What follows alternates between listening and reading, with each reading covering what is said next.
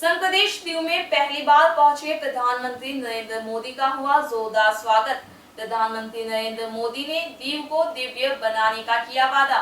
दीव की धरती पर पहुंचने वाले पहले भारतीय प्रधानमंत्री नरेंद्र मोदी ने दीव को दिव्य बनाने की बात कहकर दीव के प्रति अपने अपनत्व को जाहिर किया। प्रधानमंत्री नरेंद्र मोदी ने दीव को पर्यटन के लिहाज से महत्वपूर्ण केंद्र बताकर गुजरात टूरिज्म सर्किल के साथ दीव के पर्यटन को भी बल प्रदान करने का संकेत दिया। दीव में पानी की कमी को स्वीकारते हुए प्रधानमंत्री ने कहा कि नर्मदा डैम से यहां भरपूर पानी की आपूर्ति की जाएगी।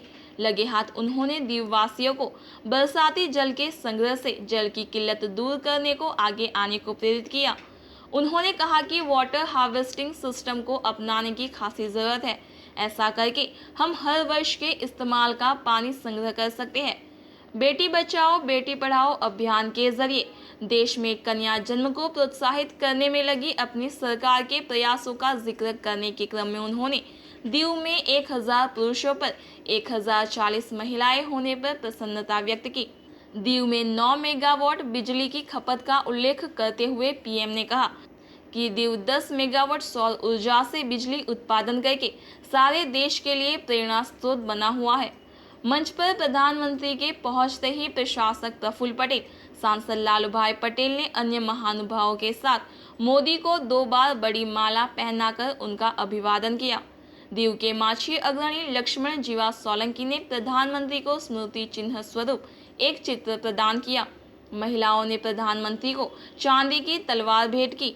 प्रधानमंत्री ने अपने 20 मिनट के संबोधन में लोगों की खूब तालियां बटोरी। प्रधानमंत्री नरेंद्र मोदी की जनसभा को सफल बनाने के लिए प्रदेश भाजपा उपाध्यक्ष मनोज नायक, महामंत्री वासु पटेल सहित दमन भाजपा के कई नेता पिछले 2 दिनों से दीव में डेरा डाले हुए थे। प्रधानमंत्री मोदी ने आज सोमनाथ ज्योतिर्लिंग के दर्शन से लौटकर दीव जनसभा को संबोधित किया और फिर अहमदाबाद के लिए रवाना हो गए। भारत माता की, भारत माता की। मंच पर विराजमान दमन एवं दीव और दादरा नगर हवेली के प्रशासक श्रीमान प्रफुल्ल भाई पटेल, संसद में मेरे साथी श्रीमान लालू भाई और विशाल संख्या में पधारे हुए दीव के मेरे प्यारे भाइयों और આટલું અમથું આપણું નાનકડું દીવ કોઈ ઘરે રહ્યું એવું લાગતું નથી। આખું ગામ અહીંયા આવી ગયું છે। 2 કે 3 દિવસના ટૂંકા ગાળામાં આપે આટલો મોટો સત્કાર સમારંભ કર્યો। આપે આવીને મને આશીર્વાદ આપ્યા, સ્નેહ આપ્યો, એ બદલ આપ સૌનો હૃદયપૂર્વક આભાર માનું છું। आज अंतर्राष्ट्रीय महिला दिवस है और मैं मानता हूं कि देश की जनता, दीव एक ऐसा स्थान है जहां से बहुत ही सटीक संदेश दे सकते हैं। शायद दीव वालों को भी इसका पूरा पता है कि नहीं मुझे मालूम नहीं है। प्रशासन में जो लोग हैं उनको तो पता होगा, लेकिन सामान्य नागरिकों को शायद इसका पता नहीं होगा। हमारे देश में पुरुष और स्त्री उसकी संख्या में बहुत बड़ा इम्बैलेंस है। अगर 1000 बेटे पैदा होते हैं तो कहीं पर 800, कहीं 850, कहीं 850 बेटियां पैदा होती है। समाज में एक असंतुलन पैदा हो रहा और पूरे देश में बेटी बचाओ बेटी पढ़ाओ इसका अभियान भी चल रहा है। लेकिन मैं देशवासियों को भी ये बताते हुए गर्व अनुभव करता हूं कि यहाँ के प्रशासन ने मुझे जो दीव का प्रोफाइल भेजा उसमें लिखा है कि दीव की जनसंख्या में अगर 1000 पुरुष है तो 1040 महिलाएं हैं। जहां पर पुरुषों से महिलाओं की संख्या ज्यादा हो वहां पर जाकर के अंतर्राष्ट्रीय महिला दिवस पर मिलने का सौभाग्य मिले, ये बेटी बचाओ बेटी पढ़ाओ अभियान को एक नई प्रेरणा और ताकत का कारण बन सकता है। मैं दीव वासियों को बधाई देता हूं। पूरा विश्व ग्लोबल वार्मिंग के कारण परेशान है, चिंता हो रही है। दुनिया में बड़े बड़े समिट हो रहे हैं।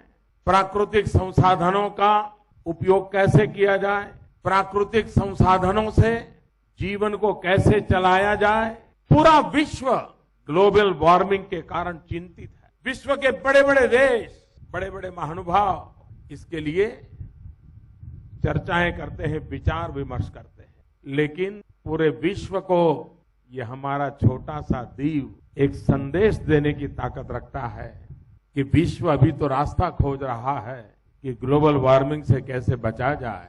ये हमारा द्वीप है जिसकी बिजली की खपत 9 मेगावाट है, लेकिन इसी द्वीप ने 10 मेगावाट से ज्यादा सूर्य ऊर्जा का उत्पादन करके एक मिसाल दिखाई है।